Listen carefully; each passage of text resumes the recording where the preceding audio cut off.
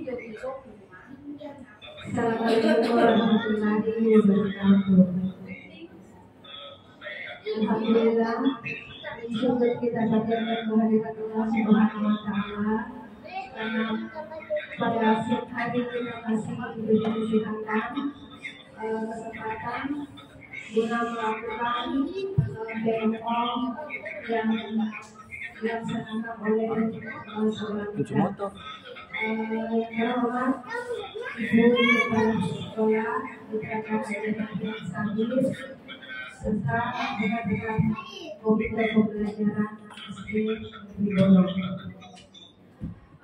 Pada siang hari ini agenda kita akan melakukan praktek manajemen COVID demo yang pertama yang dilaksanakan pada hari ini Sabtu 23 Agustus 2023. Untuk persingkat waktu, demo dalam demo sekolah ini akan dipresentasikan langsung oleh Ibu Kepala Sekolah kita. Dengan ini kami persilakan.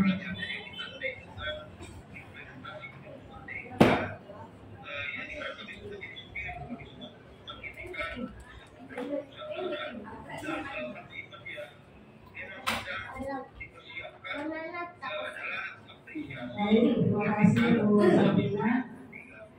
Bismillahirrahmanirrahim. Assalamualaikum warahmatullahi wabarakatuh.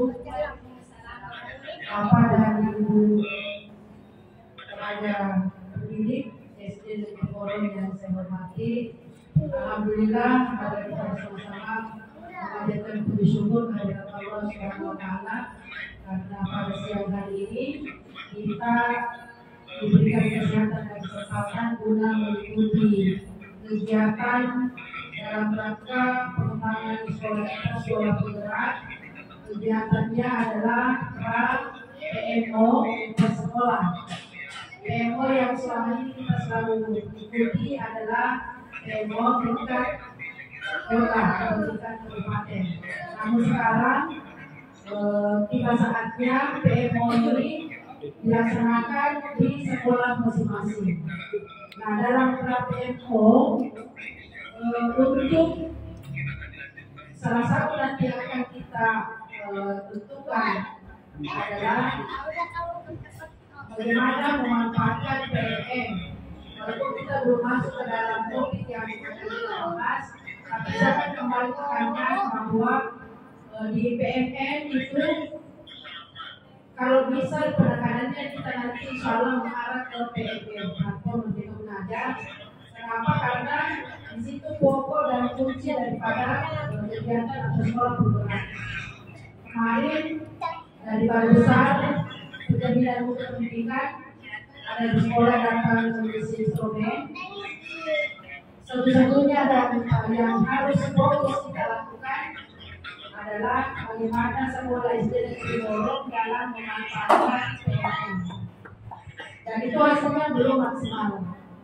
Oleh karena itu dengan adanya PMO di sekolah ini salah satu yang yang bisa kita angkat adalah bagaimana memanfaatkan PMO.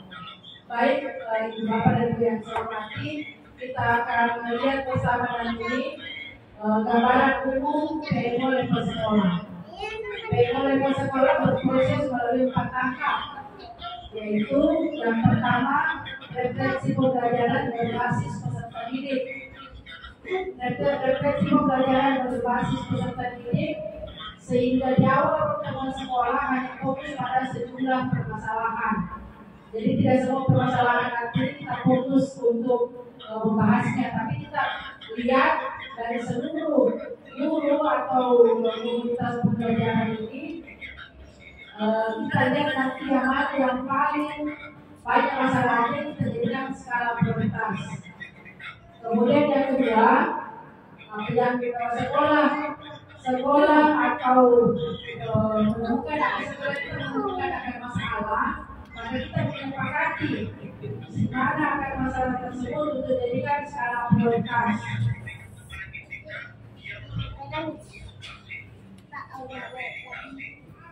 Ya, boleh jadi Jadi jika sebenarnya nanti mungkin dari 12 kelas ditambah 40 mata pelajaran, kita mengajukan masalah ada banyak yang sama. Maka kita pertama dulu menyepakati mana masalah yang kita anggap urgen, menjadikan secara prioritas. Boleh 1 atau sampai 2, 3 masalah nanti yang akan kita sepakati. Kemudian setelah disepakati masalah yang muncul di akar masalah itu, maka kita akan mencari solusinya. Solusinya di kegiatan kita juga ini. Di diskusi kita ini nanti kita akan sepakati dan sama-sama memberikan solusi apa yang terbaik buat topik yang akan kita diskusikan bersama. Dan itu kita lakukan insya Allah pada pekan depan. Pekan depan setelah kita laksanakan PMO. Ya, jadi supaya kita sepakati dulu sebentar ini. Apakah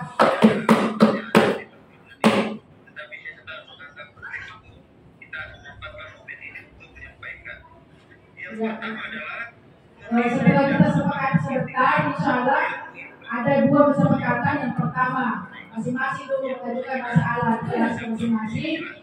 Kemudian, jadi diharapkan nanti tidak ada kelas yang tidak mengajukan masalah. Pertanyaan saya, apakah sudah ada masalah Bapak Ibu Bapak di sini? Kalau sudah ada masalah, sisa nanti oleh Bu Rina, masing-masing kelas menyebutkan masalahnya, Bu Rina kita tayangkan di atas. Sesudah tayang, dilihat yang mana yang terbanyak, kemudian kita sepakati karena fokus untuk jadikan skala prioritas.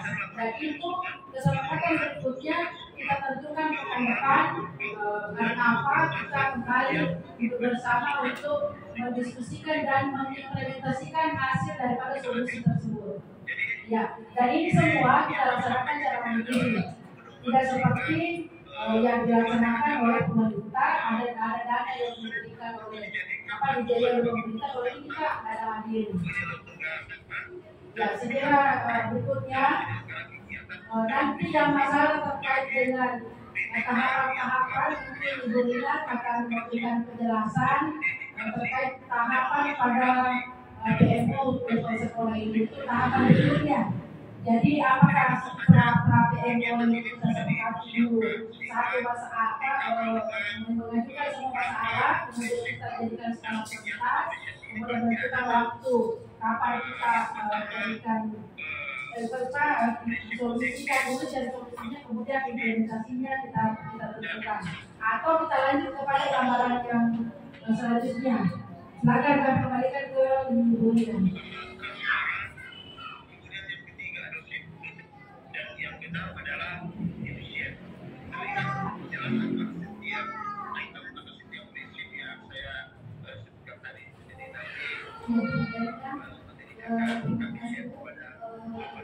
Menjelaskan kali tentang secara umum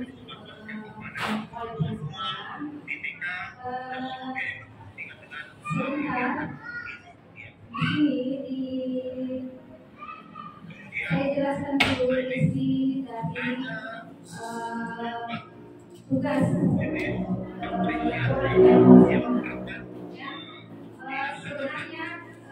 PMO sekolah ini dilaksanakan pada bulan Agustus, tetapi terlambat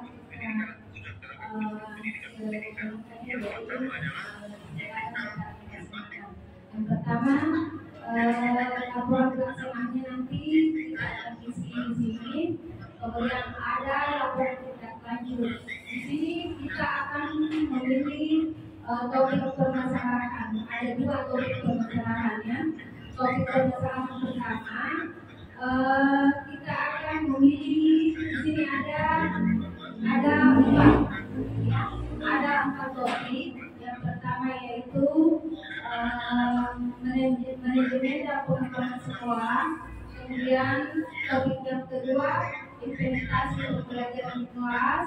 Kemudian yang ketiga iklim keamanan inklusivitas, dan keempat peningkatan kapasitas guru. Bagaimana kalau kita langsung memilih saja topiknya yang mana kita mau ambil? Apakah manajemen pengembangan sekolah? Kalau manajemen pengembangan sekolah terdiri dari ada beberapa subtopiknya. Yang pertama penyusunan KOSP, karena KOSP kita sudah selesai, sudah ditandatangani, jadi saya anggap itu tidak usah, ya. Setuju? Ya. Kemudian yang kedua, penyusunan dokumen program sekolah. Ini juga penyusunan dokumen program sekolah karena sudah tercover di dalam KOSP, jadi tidak usah juga, ya. Kemudian yang ketiga, sudah selesai ya. Iya, sudah selesai. Ya. Kemudian penyusunan dokumen anggaran sudah selesai juga, karena sekolah kita sudah rapat penyusunan anggarannya di atas. Kemudian penyusunan dokumen kemitraan sudah selesai juga, tercover di dalam dokumen KOSP. Kemudian yang selanjutnya topik subtopik selanjutnya penyusunan dokumen proyek penguatan profil pelajar Pancasila. Apakah sudah bisa semua?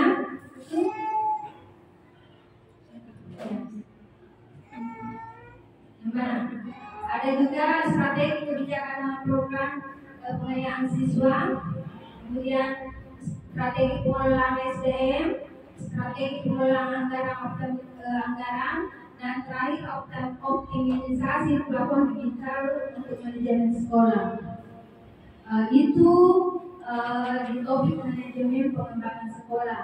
Kalau di implementasi pembelajaran di kelas, ada juga beberapa subtopik. Yang pertama, penyusunan dokumen proyek eksperimen, penyusunan dokumen proyek profil pelajar Pancasila, penyusunan prosedur penilaian, kemudian pembelajaran berdiferensiasi, metode mengajar yang beragam, metode asesmen yang beragam, kemudian pembelajaran berbasis proyek penguatan profil pelajar Pancasila, dan terakhir digitalisasi pembelajaran.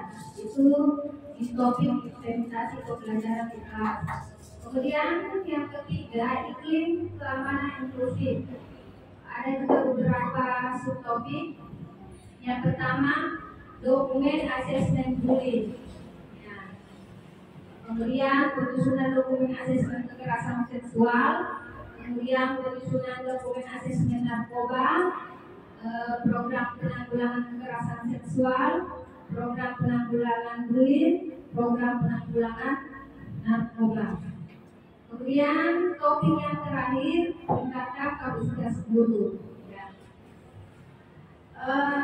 Subtopiknya penyusunan dokumen peningkatan kapasitas guru, IHT berkelanjutan, forum diskusi dan berbagai angka guru, pelatihan mandiri melalui PMM, studi tiru, komunitas belajar antar sekolah, guru membaca literatur, penguasaan digital untuk pembelajaran. Jadi silahkan saya letakkan yang topik yang mana kita mau ambil. Sesuai dengan yang waktunya datang dari LPNP. Sudah berapa soal saya baca, fokusnya dengan PNS saja. Ya, jadi kalau kita ambil peningkatan kapasitas guru, topiknya yang pertama kita ambil pelatihan mandiri melalui PMN.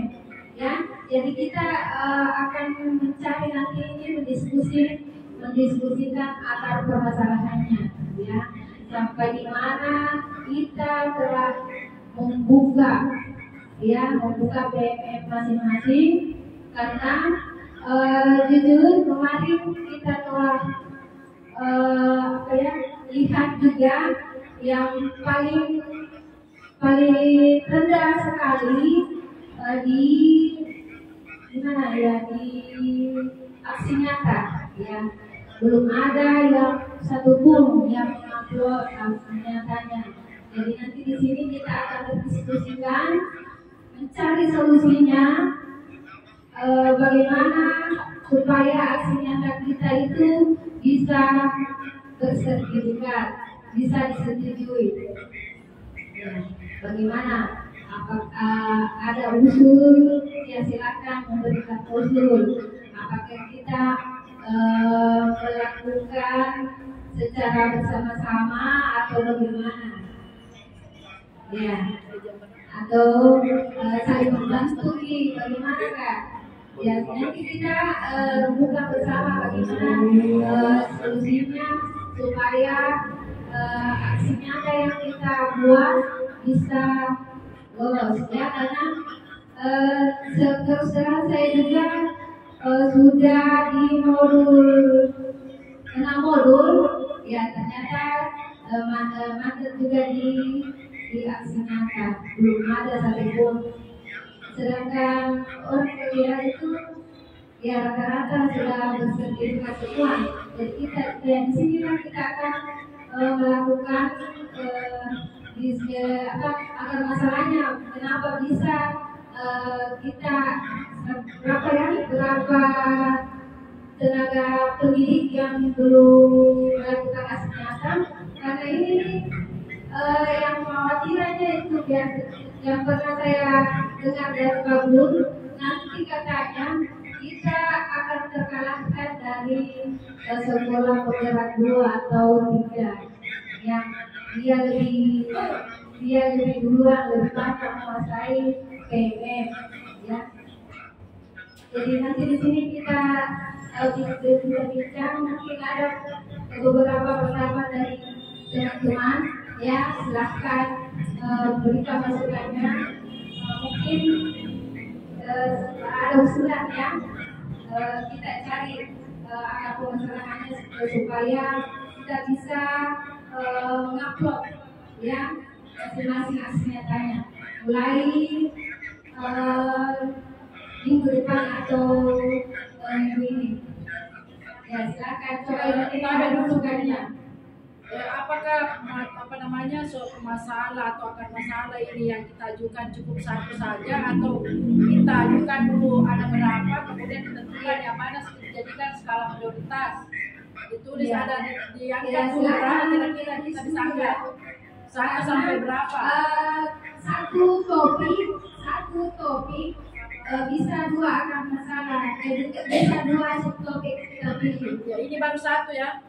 Jadi masih bisa ditambah dulu. Bisa ditambah. Baru tentukan yang mana mau dibahas. Ya. Paling utama. Yang pertama itu tentang pelatihan melalui PPM. Ya itu yang pertama. Yang kedua, yang lain siapa tahu ada mau usulan yang mana lagi? Yang lain mau angkat ya. Di topik permasalahan.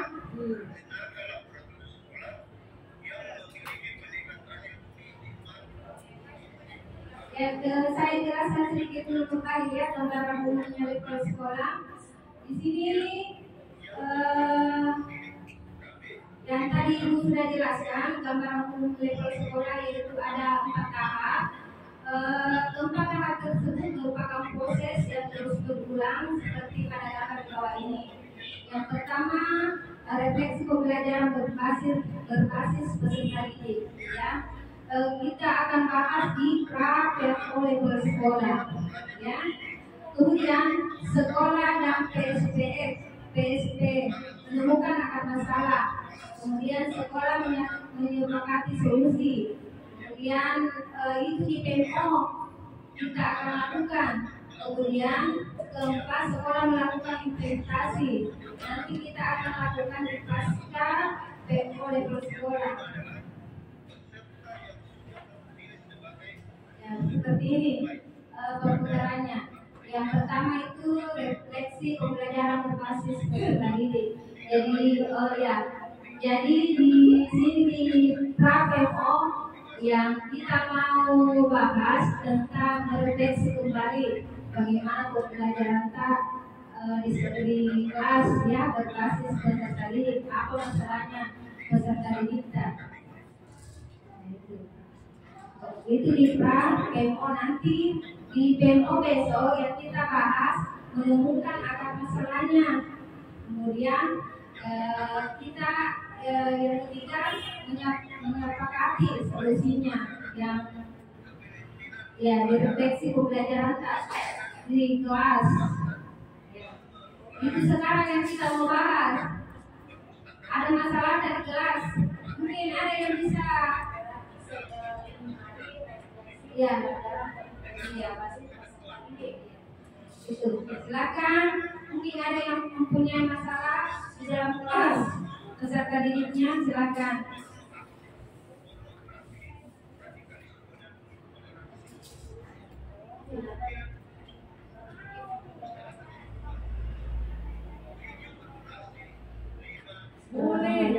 Assalamualaikum warahmatullahi wabarakatuh.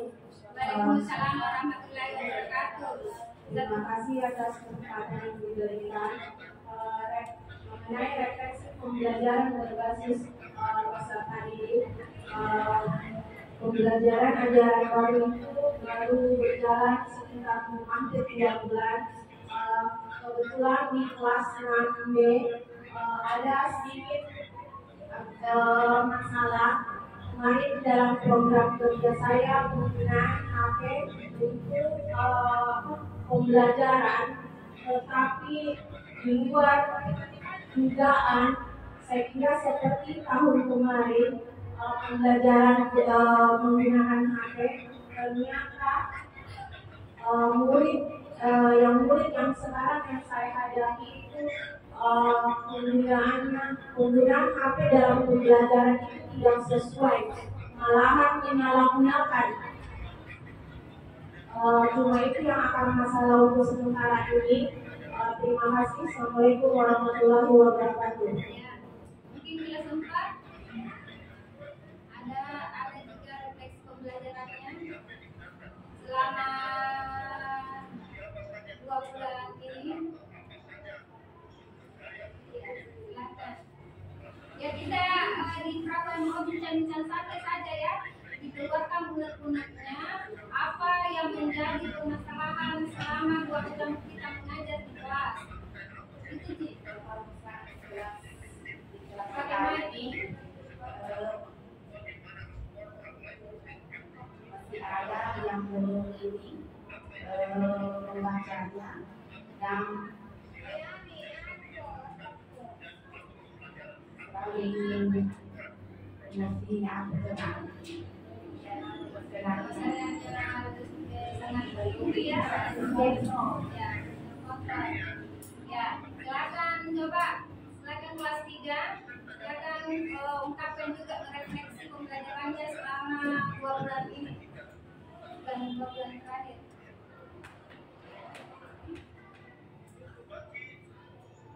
Belajarnya anak-anak lumayan semangat, cuma untuk petunjuk Bantuan tidak ada.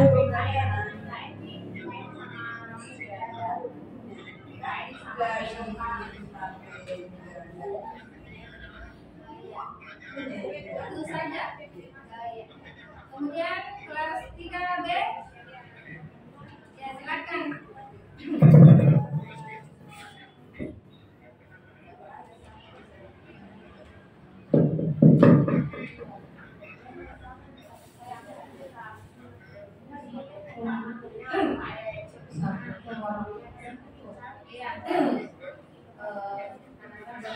ini selama 2 bulan di salah satu ini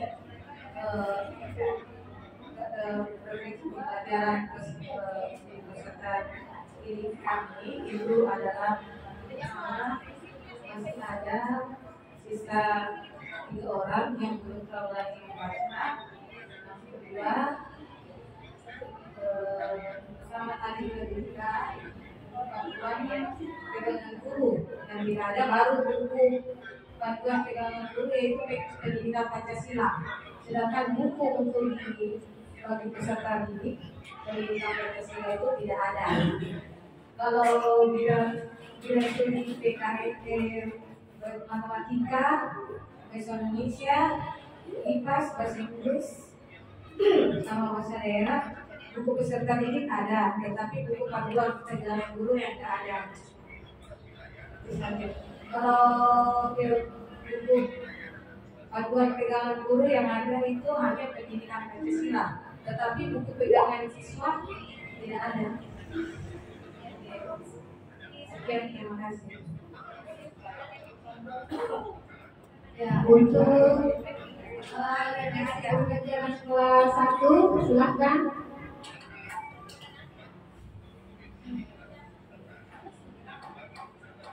Terima kasih kesempatannya. Kalau saya di kelas 1 ini, refleksinya saya ini, kita sudah tahu seperti masuk sekolah penggerak. Jadi di tahun ini, bagaimana kita ini sebenarnya memahami itu apa sih sebenarnya itu proyek, dan bukan cuma guru yang harus tahu, kita harus tahu itu siswanya apa di proyek pembuatan produk pelajaran Pancasila itu. Semua siswa harus terlibat beserta gurunya sebagai pemandu, dan anak-anaknya juga orang tua siswa terlibat langsung di dalamnya. Itu salah satu pertanyaan saya, bagaimana memberikan pemahaman terhadap kelas rendah, kenapa kita harus proyek dan apa sih itu proyek. Karena secara bayangan saya mengatakan kepada siswa saya, proyek itu seperti menyusun rencana untuk membuat sesuatu yang tadinya berhalusinasi akhirnya jadi nyata. Itu saja. Terima kasih.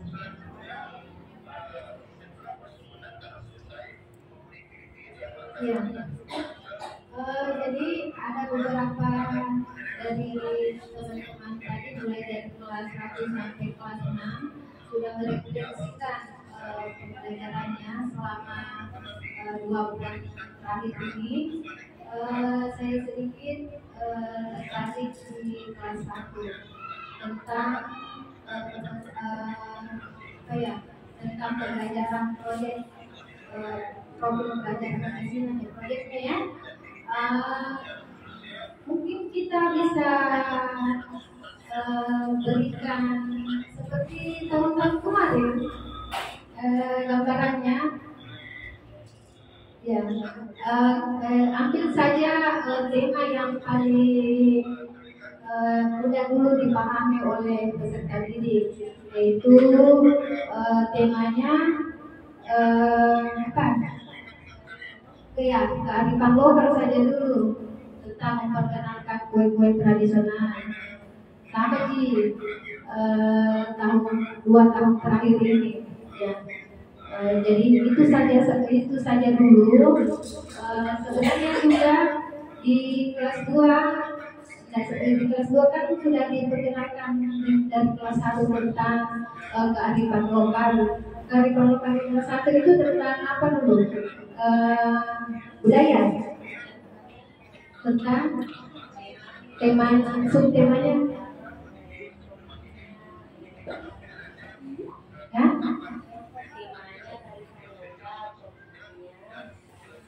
Makanan tradisional, makananku, budayaku. Jadi bisa nanti lagi kita seragamkan saja, karena kelas 3 dan kelas 6 masih pemula juga.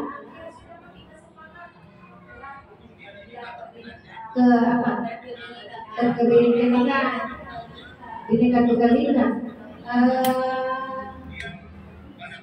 Bagaimana kelas 3? Sanggup itu tema? Ya? Bineka Tunggal Ika.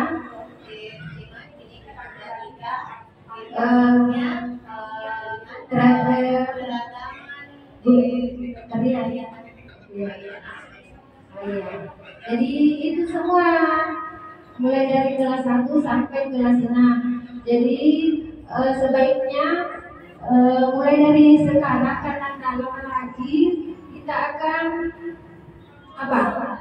bulan 12 ya, kita akan gelar karya.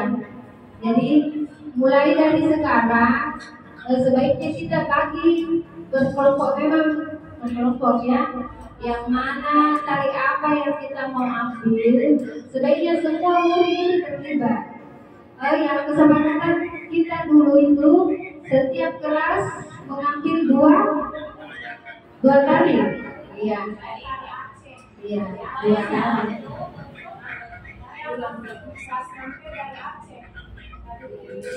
di Oh iya, kalau begitu nanti kita tuliskan saja daftar masing-masing mulai dari kelas 1 sampai kelas 6 jenis tarian apa yang kita mau tampilkan supaya tidak ada yang sama, ya, tidak ada yang sama.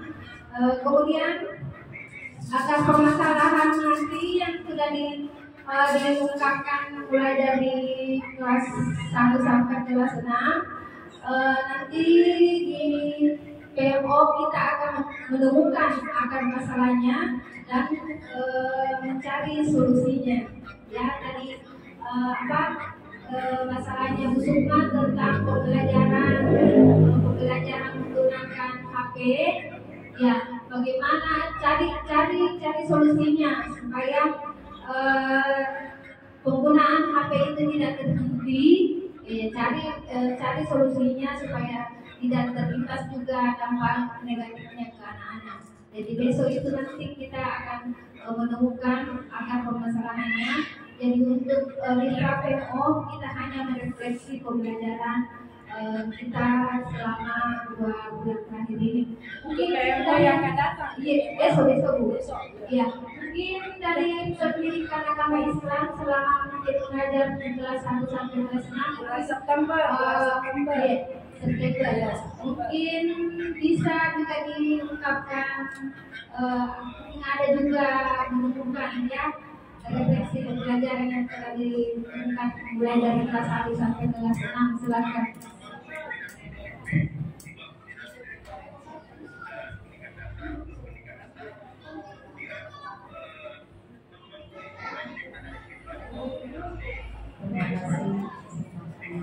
Assalamualaikum warahmatullahi wabarakatuh.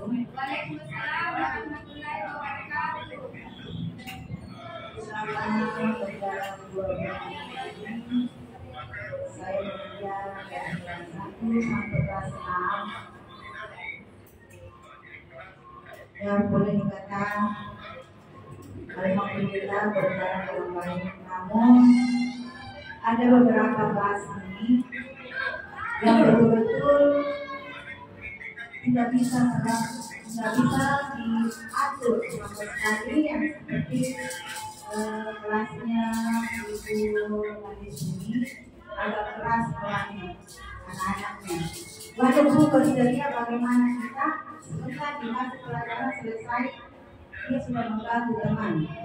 Jadi Bu, salah satu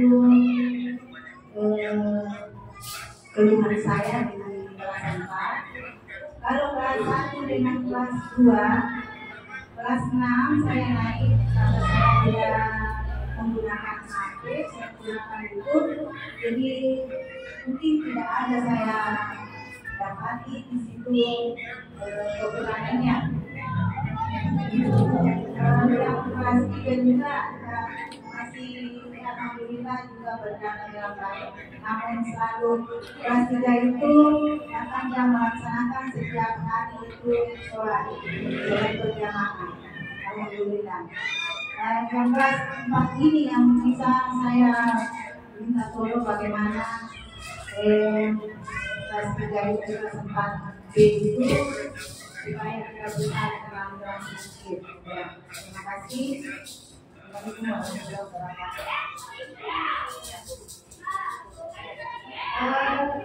Terima kasih atas penjelasannya tentang mulai dari kelas 1 sampai kelas 6 baik dari mata pelajaran untuk nanti di pertemuan di PMO kita akan diskusikan, kita akan menemukan akar masalah yang tadi sudah direferensikan dan kita akan membicarakan hasil menyepakati bersama solusi yang telah kita temukan. Jadi supaya refleksi tadi yang telah diucapkan tadi itu dicatat ya, dicatat dengan baik. Nanti kita akan rumuskan nanti besok di PMO atau PMO menemukan akar masalahnya dan menyepakati bersama solusinya. Untuk pertemuan pra PMO untuk hari ini mungkin saya akhiri saja, kita lanjut yang berjumpa di TFO level sekolah minggu depan ya. Saya akhiri dengan ucapan alhamdulillah. Assalamualaikum warahmatullahi wabarakatuh.